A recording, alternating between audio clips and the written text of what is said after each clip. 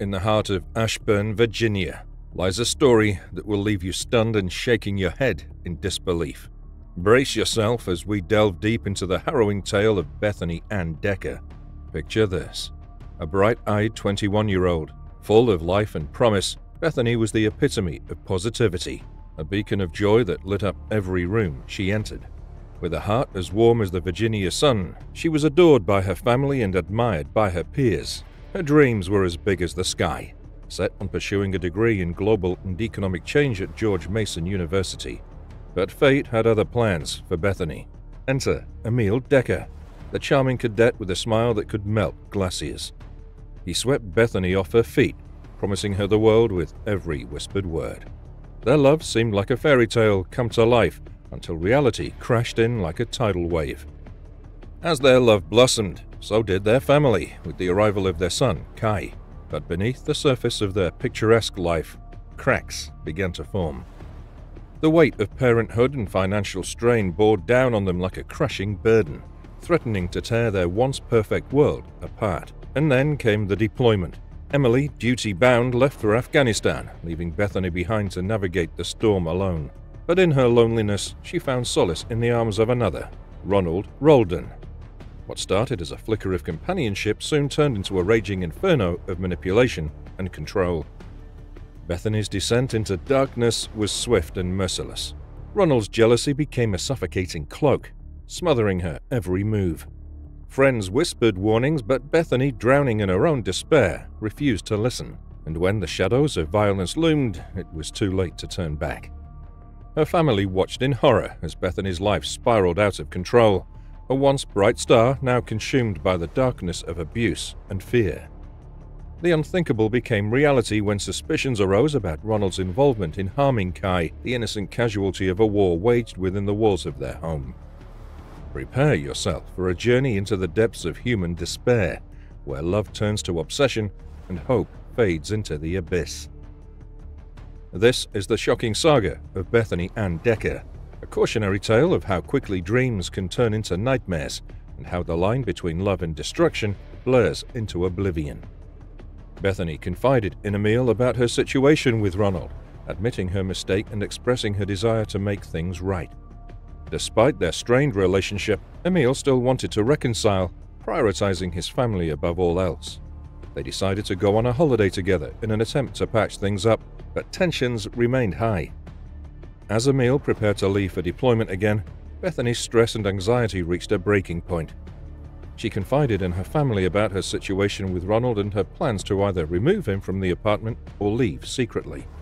However, when Emil left for deployment on February 2nd, Bethany was nowhere to be found. Concerned friends and family tried to contact Bethany but received no response. Her car was found parked outside her apartment with a flat tire, indicating a sudden disappearance. With no signs of forced entry or struggle at her apartment, authorities launched an investigation into her disappearance. Despite extensive searches and investigations, Bethany remained missing.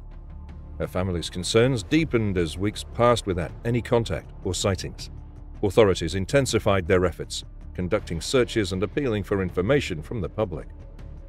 As the investigation continued, the mystery surrounding Bethany Anne Decker's disappearance only deepened, leaving her loved ones desperate for answers and justice. Police were brought in, too. Police were getting leads, but they were going nowhere. None of these tips came to anything. It seemed that the last person to have seen Bethany, given the timeline they knew, was Emil. He was granted permission to fly home and help with the investigation.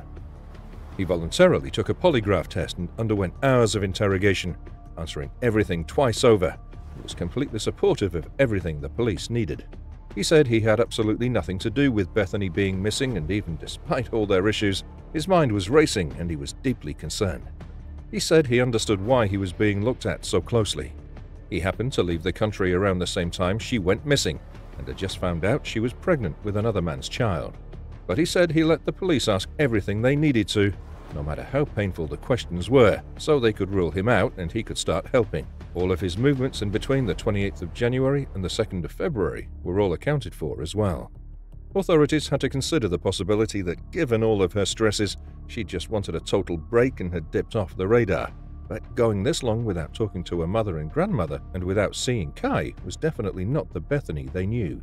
The police were still treating her disappearance as a missing persons case and not anything more sinister. They didn't identify anyone as a suspect, calling it premature and saying they wanted to encourage the public to keep looking for her without putting anything into their heads. There was, however, one more person they needed to talk to, Ronald Roldan. He was no longer living in the apartment and they'd found him at his parents' house. He told them he'd moved out recently as the relationship had come to an end. His story actually informed the detectives that he was the last person to see her, whereas Emil had last seen her on the 28th of January. Ronald said he saw her on the afternoon of January the 29th. He said she was in the apartment and seemed her usual self. This was partly corroborated by the manager, who said that she'd called in just after 2 p.m. on January 29th to get her next shifts for the week. She also confirmed her shift for that night, but she never showed up to work.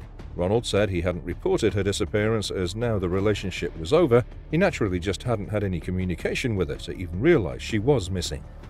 ATM records showed that he left Bethany's apartment the afternoon she was last seen and made a withdrawal from his bank at 4:26 p.m. He then returned to the apartment after getting a text from his ex-girlfriend Danielle, with whom he shared 2 children. Ronald sent 2 messages to Bethany, one at 4:01 p.m.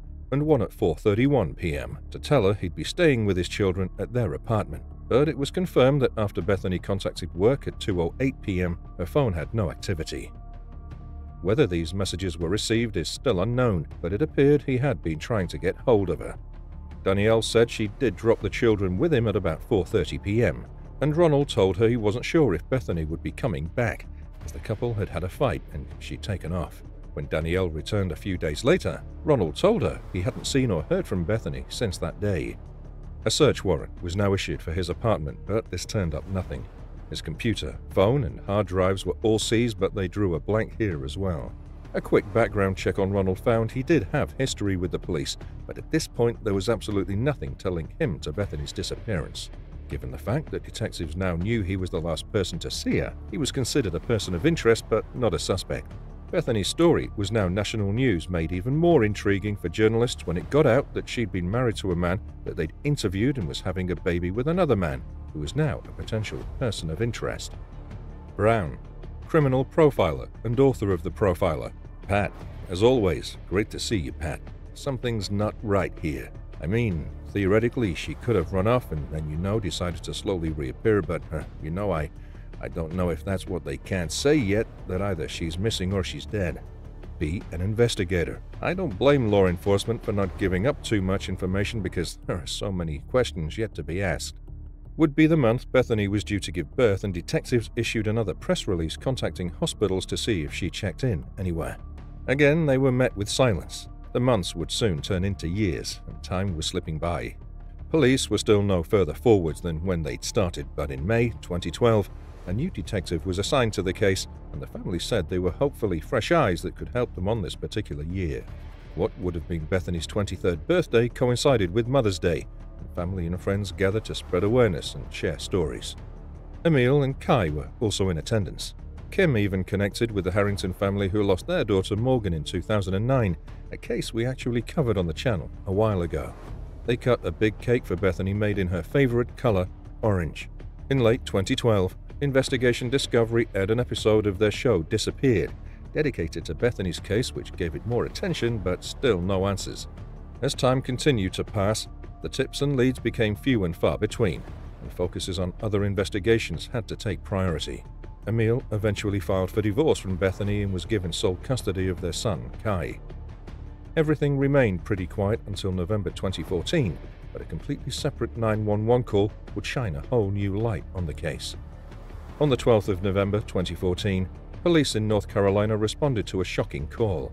It was almost 2 a.m., and it appeared to be a very serious domestic incident.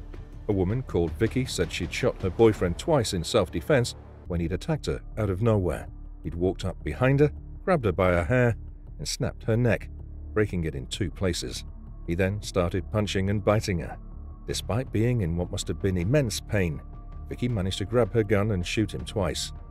He then snatched the gun off her and shot her 3 times, once in the head. She still managed to crawl out of the house all the way to a neighbor's home. Her neighbor locked the doors, grabbed his gun and called 911. Vicky's boyfriend was none other than Ronald Roldan. He was arrested and charged with attempted murder. Although, much to Vicky's anger, the attempted murder charge was dropped as he entered a plea deal. He was sentenced to a minimum of 6 years, and after completing his sentence, he was scheduled to be transferred into the custody of U.S. Immigration and Customs Enforcement, who would start the process of deporting him back to Bolivia. Vicky told authorities that Ronald had said he could make people disappear. A friend had even called Vicky and said that she'd seen a Nancy Grace episode about Bethany's case, which named Ronald as a person of interest. Vicky confronted him and said his reaction terrified her. She knew something was wrong, but he now knew that she knew about Bethany, and she said the violence had escalated since that point. Vicky said if he was ever let out of prison, he would either come back to kill her or kill someone else. He was clearly a very dangerous and violent individual, and given everything Vicky had told them, he needed to be looked at once again in relation to Bethany's case. A dramatic twist in a local cold case tonight. That's right. This development could finally give local investigators the evidence that they needed to bring charges against a person of interest in the disappearance of a young mother. Decker's then-boyfriend was arrested in November for attempted murder of his new girlfriend. That woman tells the DailyMail.com Ronald Roldan told her things which could implicate him in Decker's disappearance. Investigators combed the area near Bethany Decker's Ashburn apartment 4 years ago. They never found the 21-year-old, the young mother and wife of a soldier in Afghanistan. She was 5 months pregnant when she vanished.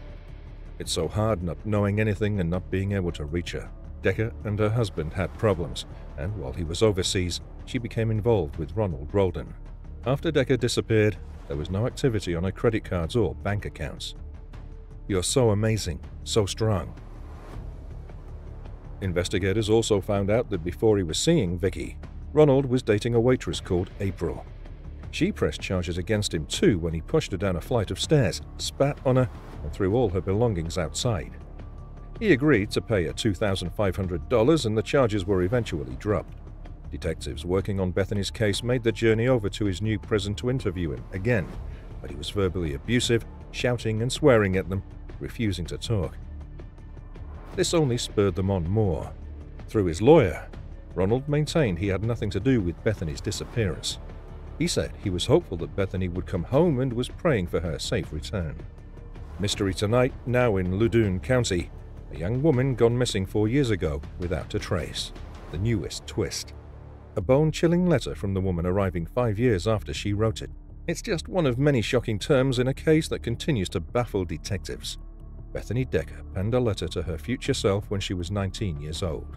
When she wrote December 3rd of 2008, all of her plans were right there in black and white. Get married, have a child, start a career, go to Europe. She signed it. See you in 5 years. Me. She had lots of dreams of what her future would look like, and it was nothing like this. But she's really dropped off the face of the earth. Loudoun County detectives immediately visited Roldan in jail. He didn't really want to talk to me, so I just talked to him. While detectives fear the worst, Bethany's mother hopes she's in hiding.